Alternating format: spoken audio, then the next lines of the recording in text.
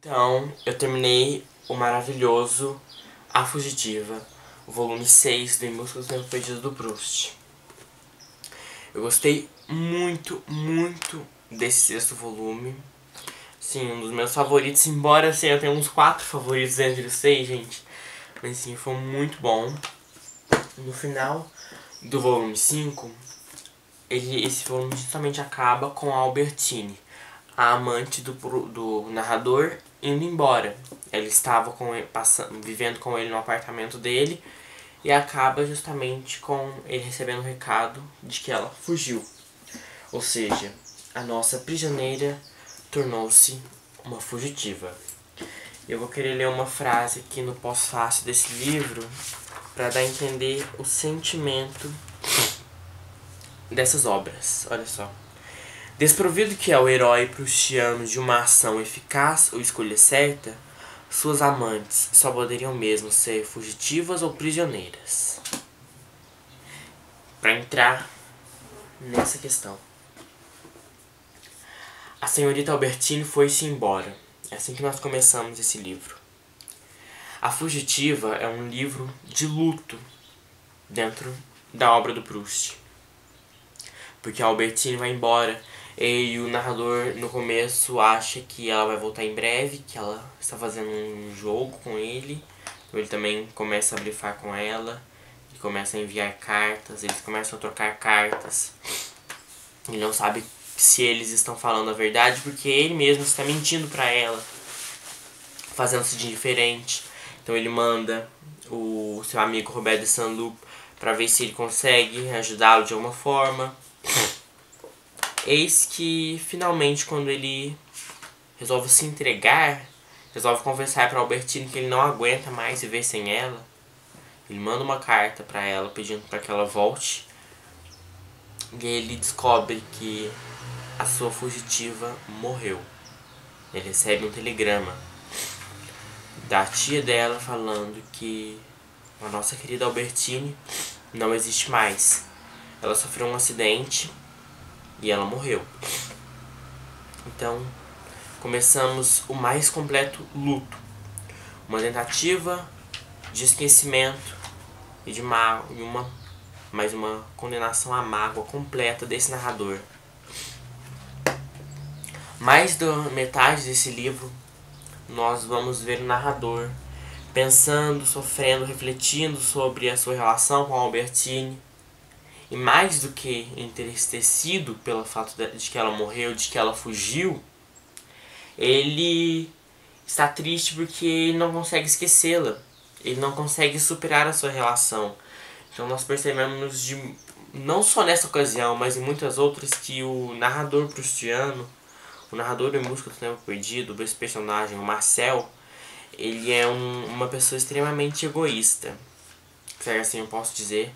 Essa foi uma impressão que ele me deu em muitos momentos da obra. Então, a maior parte de A Fugitiva, nós vamos ter essa tentativa do narrador de superar a perda da sua prisioneira, que agora se tornou uma fugitiva. E aos poucos ele vai conseguindo esquecê-la. Ele vai tendo algumas distrações. Ele convida a amiga dela, André, para visitá-lo.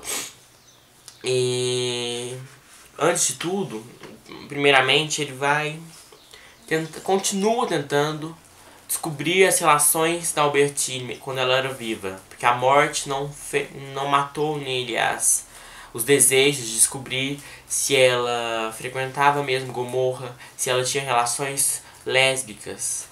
E é nesse livro que ele vai descobrir, que ele vai desvendar os mistérios da Albertine. Não completamente, mas como eu já tinha dito sobre a prisioneira, no final desses livros do Proust, nós temos alguns mistérios revelados. Nós descobrimos que a Albertine, em Balbec, talvez ela tivesse alguma relação com algumas mulheres. Nos banheiros temos a descrição de uma mulher cinzenta, com uma roupa cinza, e também que pouco antes de morrer ela se encontrava com uma lavadeira nas margens do rio. Então aos poucos nós vamos desvendando a Albertine.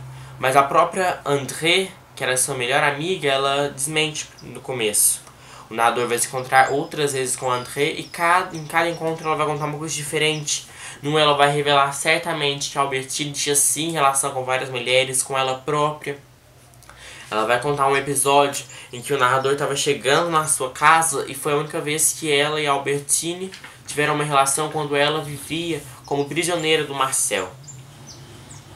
E depois ela volta a negar de uma maneira estranha, fala que a Albertine, na verdade, estava noiva de um sobrinho dos Verdurand.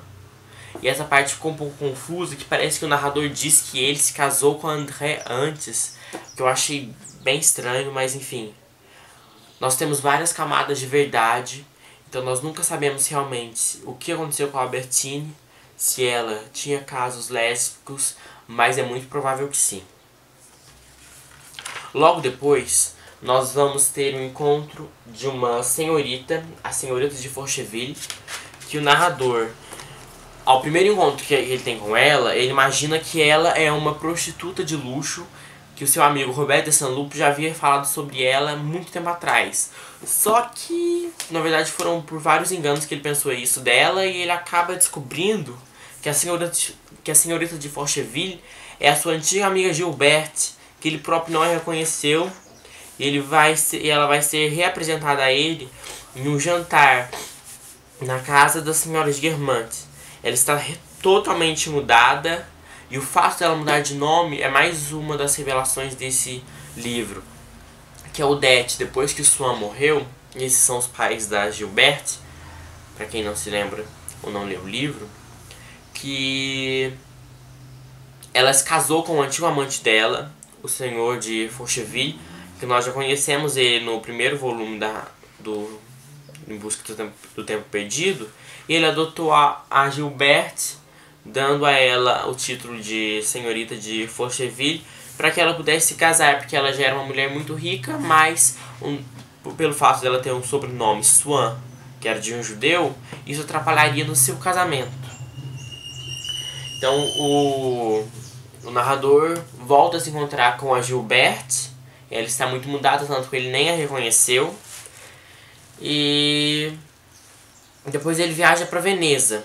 E eu acho que esse foi uma das minhas decepções do livro, porque é uma viagem que o narrador já invoca há muito tempo, que ele tinha muita vontade de ir para Veneza, e assim, dura só 60 páginas essa viagem, e como eu estou acostumado com o Proust, poderia durar no mínimo umas 200, achei que foi uma descrição bem fraca, bem rápida, e não acontece muita coisa lá. Ele descobre que a senhora de Villeparisis se casou com o senhor de Nopois.